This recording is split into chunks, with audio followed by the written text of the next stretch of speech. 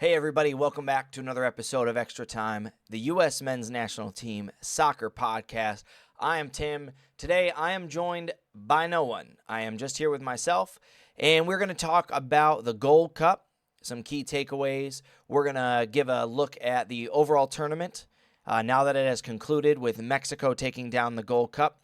We're going to give a little breakdown of each of the teams, see how they were graded, opinions on their finishes, who the top teams were, which teams had a performance that seemed better than usual. We're going to look at Mexico in particular. Are they back? Is this good signs? And looking up things for them as far as head coaches and players go. We're going to look at the three big players for the United States, stars of the tournament, things we could take away from them, as well as three of the letdowns for the United States men's national team, and what all of this means going forward for CONCACAF. All of this is coming up next.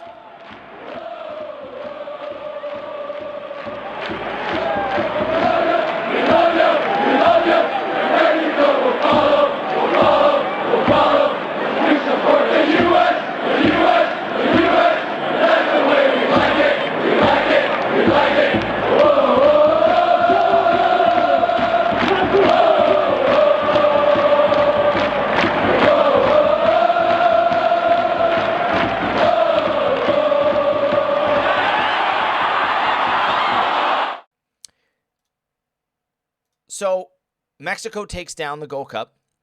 They get a really late winner over Panama 1-0.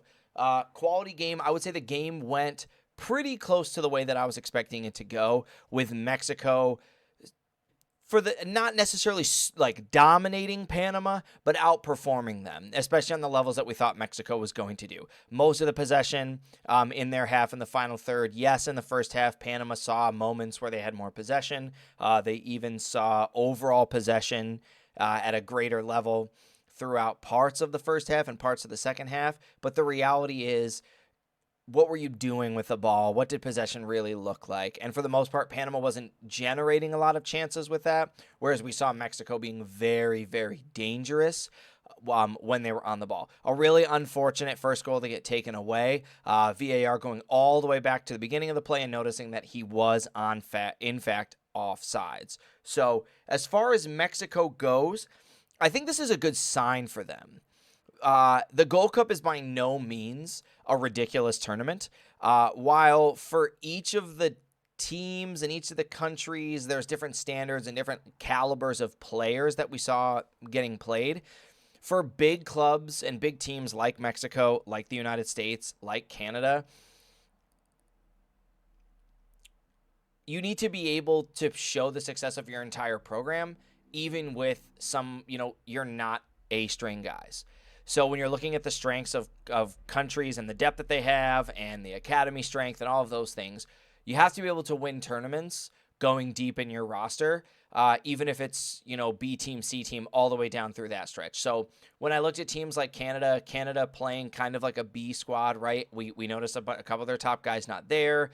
As far as their training programs went, they had lots of windows where their guys were limited to just a few days of practice. So as far as Canada's performance goes, if you're going to have to lose to somebody and you lose in a really, really narrow margin, the way that they did, getting edged out by us, we're kind of one of the teams that you don't mind losing to. When I looked at the tournament overall, I thought the United States, Mexico, Canada, and Panama were the top teams. I know that Jamaica put out a great performance, and I know that Jamaica's B/A roster, like tier 1-5, had a lot of talent. And I know that for Jamaicans and fans of the Jamaican national team, this was one of those like, hey, we got a lot of young up-and-coming talent. We're really looking to make a run in this Gold Cup. And I think as far as Jamaica's concerned, they did. You make the semifinals, you lose to Mexico. That's a fine team to lose to. They wind up going on and winning. So as far as Jamaica's concerned, I would say that was successful as well. Making the final, obviously, the dream for all of these teams. Winning an even greater dream than that. But for teams that I would say like a St. Kitts, and I'll put Jamaica kind of just above that. Yes, we've seen Jamaica in that final sets to get to the World Cup and things like that. But as far as that goes, given the team that they put on the field, I think they can be pretty happy with the performance that they had. As far as the rest of the teams that were present, Panama obviously going to be very pleased. The takeaway from Panama, I guess the kind of like step back from Panama is you're also playing much closer to an A roster than some of the other teams are. Yes, you obviously don't have all of your string dudes. Yes, Panama's got talent in Premier Leagues. Yes, they're getting ready for their Premier League seasons and guys are rested and not released from clubs. But for the most part, Panama was playing much higher quality of a team than we would have seen from like a Mexico, than we would have seen from a Canada, especially a team like us in the United States. So when I think about, when you like go on YouTube, you're on YouTube, hopefully watching this. I don't know where else you'd be watching this. You see lots of videos all over the United States, right? Like, is this the whole summer is a failure? ? Is it? What are the big takeaways? What are the big, look, it's the Gold Cup. And obviously winning is always where you want to be, and it's nice, right? We've been spoiled. U.S. soccer's been spoiled recently. There's been a lot of winning for the United States men's national team, and we're not used to this. And we kind of got in this realm where we were like, maybe we're never not going to win. We win the Nations League, we win the Gold Cup, we qualify fairly handedly for the World Cup. We have some great performances in the World Cup in the group stage. We got our loss in the knockout round. Oh, okay. And then we come back and we get some wins and we go into the Gold Cup and we go into the Nations League and we win the Nations League again and we make a big run in the Gold Cup and then we lose to Panama. 2 losses in that whole string. I understand we had losses in World Cup qualifying, but we're not going to win everything. So when you think about success for the United States team in the Gold Cup, what are we defining success as? Because if success was winning, no, it wasn't successful. If success was giving lots of other players an opportunity to see how far our depth was, then obviously this was successful. It revealed to us, BJ Callahan put a squad together that was able to reveal to us just how deep our roster goes. And there's a pretty big argument that in a lot of these games, we were playing like a C roster, especially towards the end of that Panama game, because I thought we started as close to a B roster as we could given the players that we had on the field or we had available in our roster. And then when it came time to sub and dig deep into extra time, we were kind of looking around going, we've hit the wall. The tank's on empty. There's not a whole lot of players left. So I was happy. I didn't find myself overwhelmingly disappointed with the results. Am I bummed that we lost to Panama? Yeah. I mean, I predicted it was going to be 1-1. It was going to go into PKs. And penalty kicks, it's penalty kicks. Could be anywhere.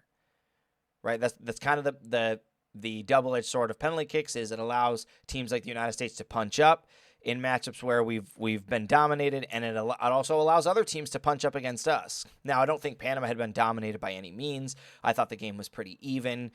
Maybe not the most entertaining game, but,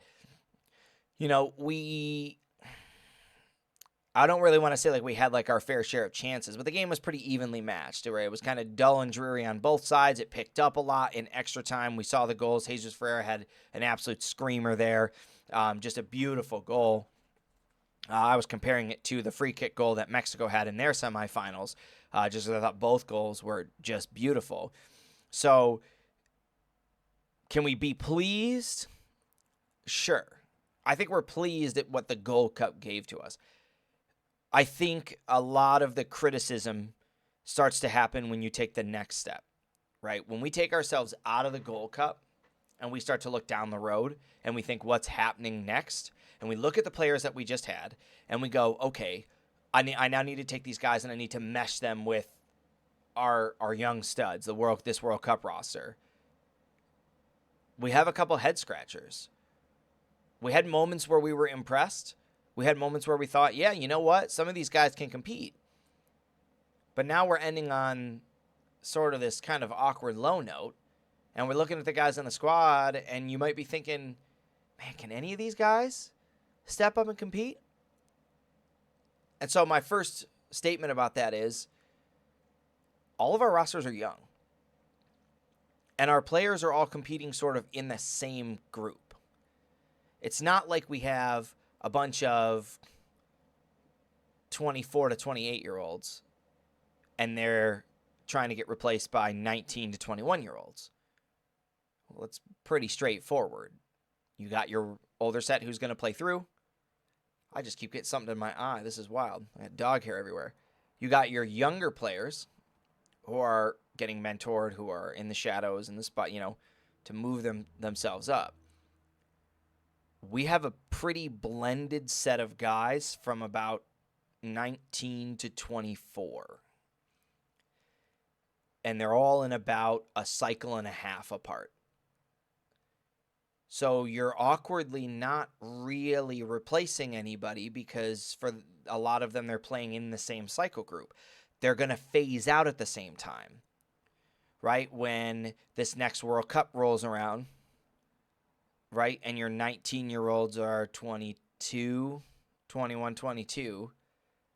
Well, your 22-year-olds, 23-year-olds, they're 25.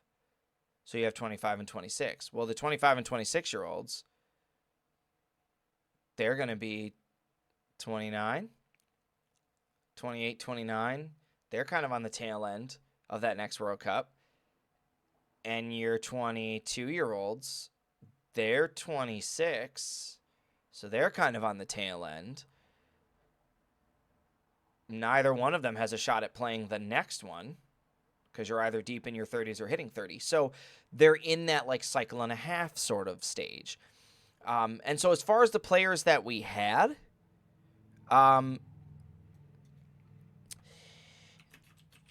if I had to pick, if I had to sit here and say, all right, Tim, like I need you to tell me the players that you think earn this spot, right? I think that what we saw from Gianluca Buzio is going to be enough to at least get him a spot on the roster. And if you follow us and you listen to us, you're well within your right to say, well, there's a lot of favoritism there. You just happen to like this player. Well, I happen to like this player because of what he shows and brings in the midfield. Is he perfect? No. Does he have the speed at times? No. Does he have the strength at times? No. He has grown a lot since World Cup qualifying and we saw him last. And he's a player who showed us that when the game kind of gets stuck up and it gets bunched up and clogged up and there's not a whole lot going on, he's willing to adapt to try to make things happen. Now, we saw that for better and for worse. The for worse moments were when we took advice from Jesus Ferreira and we started kind of doing these weird switching, and it certainly wasn't what the game was asking for. And so we took it upon ourselves to make a whole bunch of decisions that made the game worse and made the flow worse. And that's not necessarily something we needed, but we also saw it for better in trying to make those breakouts, going to the overlapping run, trying to get those flat passes, trying to go behind the defense, giving those give and goes. Similar motions, similar players that we're doing them with, a much cleaner and much more positive result. So Gianluca Buzio is somebody who I think has the ability to earn himself some playing time in some of these future friendlies, to see what he can do over the next couple of years and grow. Do I think he's going to be a starter? No. Do I think he's even going to be the first guy off the bench? No. But I do think that he's a player where, if you win your first game and you win your second game of your group, he's certainly a player you're going to want to bring on. So he has a shot at earning a bunch of playing time in the next World Cup cycle. And then in the cycle after that, he's certainly a player who could be competing for a starting spot. I personally liked, and he didn't see a lot of playing time, and he didn't see a lot of playing time to a player that I thought he outperformed for longer stretches. And that's John Tolkin. We struggle in the back for the United States with depth. We asked ourselves in the last World Cup, what's going to happen if we lose Anthony Robinson? What's going to happen if we lose Serginho Dest? Well, now we have Joe Scally, so we don't have to rely on DeAndre Yedlin. And now we have John Tolkin. We have a Brian Reynolds. I thought Brian Reynolds was another player who, I think 3 is probably a bad number for me to put for stars. I just got hockey stuck in my head. Brian Reynolds is a player who I thought is going to have earned himself some stuff. Jalen Neal was working his way there, but then after those last couple games, I kind of wrote him off, and so I just think, he's certainly not completely out of it, but he hasn't locked it in just yet. Cade Cowell and then Brandon Vasquez. Those are the other two players that I think they're just a clean lock. Mihailovic was okay. He had some on moments. He had some off moments. All of that is fine. But I think that John Tolkien and I think that Gianluca Buzio and Cade Cowell and Brandon Vasquez. Cade Cowell and Vasquez sort of ruined it for themselves in that Panama game because they had a lot of opportunities and a lot of chances. And the one thing that they showed was they're good coming off the bench and getting themselves involved in a game that's already alive, that already has a feel to it. And I don't think we should always take that as sort of an insult. You need players who can come off the bench and make an impact when the game needs you to. When the game is tight, when it's on the line, when tensions are running high, when stresses are running high, when players aren't sure. You need guys who can come off the bench and do that. Brandon Vasquez showed he could do that. Cade Cowell showed he could do that. It's okay if you can't do it when the game starts. That's fine. You need to be able to have guys who can come off the bench and do those things. Ricardo Pepi hasn't shown that he has the same ability to do those things. And Jesus Ferreira also hasn't shown he has the same ability to do those things. So that leads me to the players that I think really just let themselves down and sort of really fell out of favor with our team throughout this tournament. And one of those players that I have to mention really surprised me, and it wasn't somebody that I was expecting to sort of have this feeling about, and that's Miles Robinson. And I say this because Miles Robinson had a starting spot on our World Cup roster before his injury. He was a player that I was expecting to come in and dictate the defensive backs, to dictate our defense, to kind of control that back line and play with the confidence that we saw in a Walker Zimmerman, to play with the confidence we saw in a Tim Ream. And these last couple games were all over the place.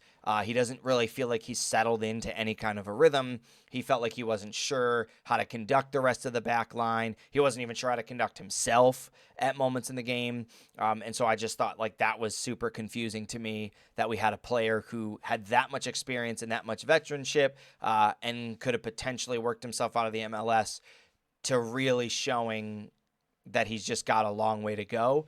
And so hopefully these last two games are just flukes and he's still getting into shape and it's MLS stuff and post-injury, whatever. But that was a player that I was honestly, pretty confused and surprised by. A couple of the other players that I was just kind of like, just feeling really meh about. They didn't necessarily see tons of playing time, so it's hard to be like, yeah, it's definitely them. One of the players did, and one of the other players didn't.